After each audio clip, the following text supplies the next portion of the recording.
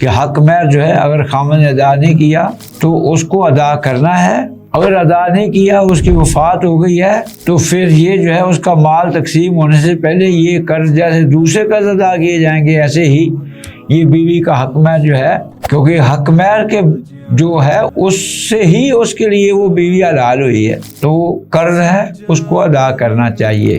مثلا مکہ میں آپ ہیں تو مکہ کا لقطہ جو ہے وہ اٹھانا جائز نہیں ہے، اگرچہ آپ کو کوئی معمولی سے معمولی چیز بھی ملے گی تو اس کو آپ اٹھا نہیں سکتے، صرف اس کے لیے اٹھانا جائز ہے جو یہ چاہتا ہے کہ یہ اس کا جو مالک ہے اس تک پہنچا دوں۔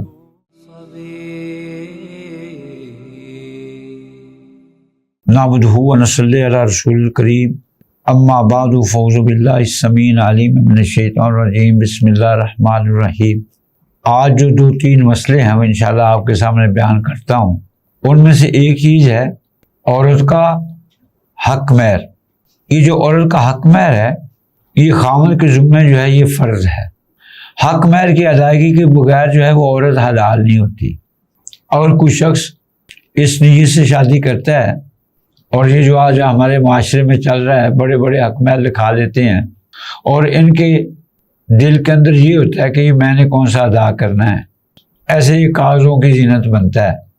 تو حدیث میں ہے کہ ایسا شخص جس نے کسی حق مہر کے عوض میں شادی کی اور اس کی نیت بھی یہی تھی کہ ادا نہیں کرنا اور پھر ادا بھی نہیں کیا، تو وہ قیامت کے دن آئے گا جیسے کہ وہ زانی ہے، جیسے وہ جتنی دیر اپنی بیوی کے ساتھ ہے جیسے وہ زنا کرتا رہا ہے۔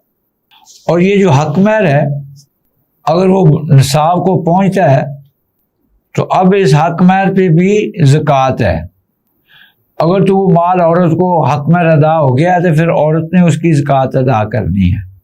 اگر ابھی تک جو ہے وہ خامن نے دیا ہی نہیں ہے تو پھر سالانہ اس کی زکوٰۃ جو ہے وہ خامن ادا کرے گا۔ ایک مسئلہ تو یہ ہے۔ دوسرا مسئلہ بہت اہم ہے، جب تک خامن نے اپنی بیوی کا حق مہر ادا نہیں کیا تو وہ خامن مقروض ہے۔ کس کا مقروض ہے؟ اپنی بیوی کا۔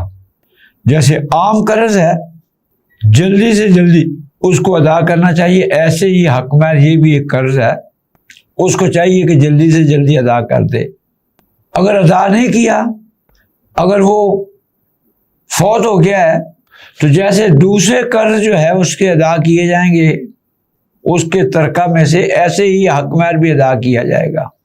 ہمارے ہاں اس کی کوئی اہمیت نہیں ہے، مر جاتا ہے اور بیوی یہ نام تک نہیں لیتی کہ اس نے ابھی تک حق مہر ادا ہی نہیں کیا، نہ ہی وہ ادا کرنے کی کوشش کی جاتی ہے۔ تو یہ بہت اہم مسئلہ ہے کہ حق مہر جو ہے اگر خامن نے ادا نہیں کیا تو اس کو ادا کرنا ہے، اگر ادا نہیں کیا اس کی وفات ہو گئی ہے تو پھر یہ جو ہے اس کا مال تقسیم ہونے سے پہلے یہ قرض جیسے دوسرے قرض ادا کیے جائیں گے، ایسے ہی یہ بیوی کا حق مہر جو ہے، کیونکہ حق مہر کے جو ہے اس سے ہی اس کے لیے وہ بیوی حلال ہوئی ہے، تو قرض ہے اس کو ادا کرنا چاہیے۔ اور بیوی کو اگر وہ خیر خواہ ہے اپنے خاوند کی تو اس کو بتانا چاہیے کہ اس نے ابھی تک حق مہر ادا نہیں کیا، تاکہ اس کا جو مال ہے، اس کا جو ترکہ ہے، اس کا حق مہر جو ہے وہ ادا کیا جائے۔ دوسرا مسئلہ لقطہ ہے۔ لقطہ کا کیا معنی ہے؟ لقطہ کا یہ معنی ہے کہ آپ کو کوئی چیز ملی ہے اور آپ کو پتہ نہیں یہ کس کی ہے، اس کو لقطہ کہتے ہیں کہ آپ نے زمین پہ گری ہوئی کوئی چیز ملی ہے آپ کو، تو اس لقطہ کے کچھ احکام ہیں، کس کو آپ نے پکڑنا ہے، کس کو نہیں پکڑنا، کس کو اٹھانا ہے، کس کو نہیں اٹھانا، اور اٹھانے کے بعد اس کے کیا احکام ہیں۔ کچھ لقطہ ایسی چیزیں ہیں جن کو اٹھانا جائز نہیں ہے۔ مثلا مکہ میں آپ ہیں تو مکہ کا لقطہ جو ہے وہ اٹھانا جائز نہیں ہے، اگرچہ آپ کو کوئی معمولی سے معمولی چیز بھی ملے گی تو اس کو آپ اٹھا نہیں سکتے، صرف اس کے لیے اٹھانا جائز ہے جو یہ چاہتا ہے کہ یہ اس کا جو مالک ہے اس تک پہنچا دوں، اس لیے تو اٹھانا جائز ہے۔ ویسے وہ لقطہ مکہ کا اٹھانا جائز نہیں ہے۔ آج کل تو الحمدللہ انہوں نے وہاں ایک ادارہ الامانات کے نام سے بنایا ہوا ہے. اگر کسی کو کوئی چیز مل جائے تو وہ وہاں اس ادارے میں اس جگہ پہ جمع کرا دے، اور تاکہ جس کی چیز گم ہوئی ہے وہ وہاں سے جا کے وصول کر دے، اس کو پریشانی نہ ہو. آپ ایسے تلاش کرنا تو ناممکن ہے. غیر مکہ میں نقطہ کی آگے جو ہے وہ قسمیں ہیں. ایک نقطہ تو یہ ہے کہ آپ نے کوئی معمولی چیز آپ کو گری پڑی ہے، معمولی چیز ہے. مثال کے طور پر آپ جا رہے ہیں، آپ کو راستے میں کوئی گرا ہوا سیب مل گیا ہے، تو یہ ایسی چیز پکڑ لینا جائز ہے، اور اس کو استعمال کرنا بھی جائز ہے. کیونکہ ایک سیب کسی کا اگر گرا ہے تو وہ اس کو کہاں تلاش کرے گا؟ کبھی بھی نہیں کرے گا. آپ کو 10 روپے مل گئے، 10 روپے کی آج کل کیا قیمت ہے؟ تو ایسی چیز کو، یعنی کہ ایک معمولی چیز ہے تو اس کو آپ اٹھا سکتے ہیں. لیکن یہ ذہن میں رکھنا ہے کہ لقطہ اس کو کہتے ہیں جس کے مالک کا آپ کو پتہ نہیں ہے. اگر آپ کو مالک کا پتہ ہے تو وہ معمولی سے معمولی چیز بھی آپ اس کو استعمال نہیں کر سکتے. آپ نے وہ مالک تک پہنچانی ہے. یہ نہیں کہ آپ کے پڑوسی کی کوئی چیز گری ہے، وہ معمولی ہے تو آپ کہیں گے یہ تو معمولی میں ایسے پکڑ لوں. آپ کو پتہ ہے یہ آپ کے پڑوسی کی ہے، آپ کو اس کے لیے دینا ضروری ہے. لیکن اگر پتہ نہیں ہے تو جو معمولی چیز ہے مجرد آپ جب اس کو لے لیتے ہیں تو وہ آپ کی ہو جاتی ہے، آپ اس کو استعمال کر سکتے ہیں. کیونکہ اگر استعمال نہیں کریں گے تو پھر وہ ضائع ہو جائے گی. نہ آپ نے استعمال کی، نہ اس نے استعمال کی جس کی ہے.